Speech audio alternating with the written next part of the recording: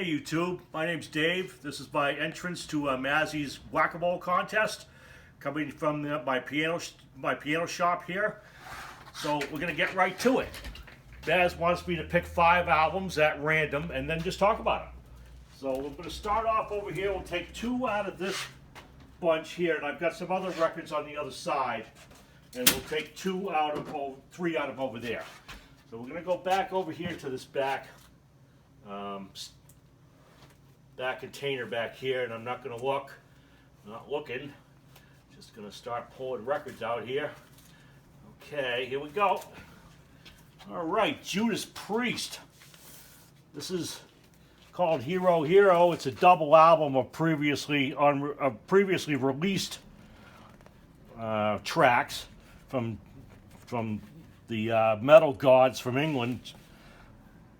And bought this at a thrift store for I think 49 or 50 cents. Kind of surprised finding a Judas Priest album in this good a shape. Really like these guys a lot. Consistently turned out really strong albums. Glenn Tipton, certainly a way underrated guitarist. And what can we say about Rob Halford? Just larger than life in so many ways. So yeah, Judas Priest. Already previous released material, kind of a greatest hits, not really, but kind of. And yeah, good stuff. Good stuff from Judas Priest. Okay, we're gonna go over here, and again, not gonna look. Just sort of gonna go right through this. Oh, I'm not supposed to look. Okay, I'm not looking. Okay. What do we got here? All right, Jim Carroll, Catholic Boy. A guy who was never really a musician, became a musician after being a writer. I really like this album a lot. Sort of, I guess they call it post-punk. Of course, had some pretty big hits on here. Namely, People Who Die, and got a lot of airplay. And When the City Drops into the Night, I remember that. This was 1980, this was released. I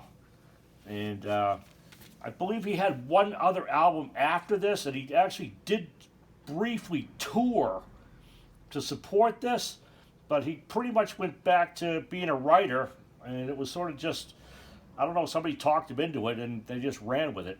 But a good, really good album. I don't know about the second one. I've never heard it, but this one is really strong. Okay, let's go on over here, and we'll pick 3 out of from the other side.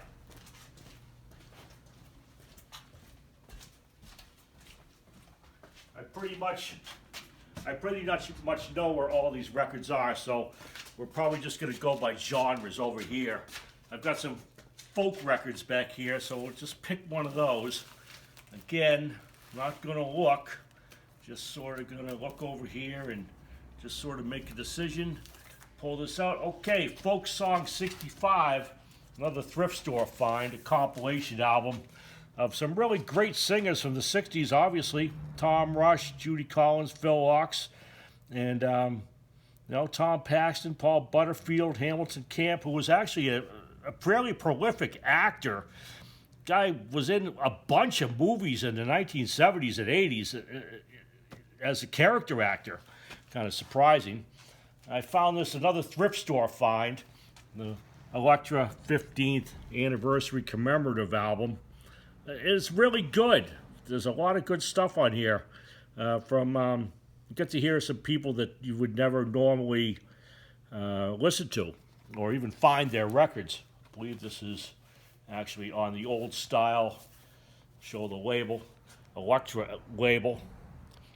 I was really very happy to find this, especially for 99 cents. Really nice find. This says it's supposed to be a booklet, but that's long gone. So yeah, Folk Song 65. Pretty good. That's a good one. Okay, I got some country albums over here. Sort of just go through here, just pick one of these out. And we'll see what we got. All right. Yeah, John Lincoln Wright and the Sour Mash Boys. Boy, this is obscure. John Lincoln Wright from right here in Massachusetts.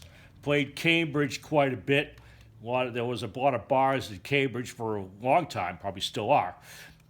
From the Walpole, Foxborough area back in 1977, I guess is when this album was released. Yep, 1977. It was quite a country western movement going on up in that area. You probably know from the Foxborough Stadium where the Patriots play, and all in that area. Pretty good sized band he had, kind of a swing type of band. Banjo player, steel player, a couple guitar players. And really good stuff, very good stuff, called Taking All Route 1. This is on a local label, Esker,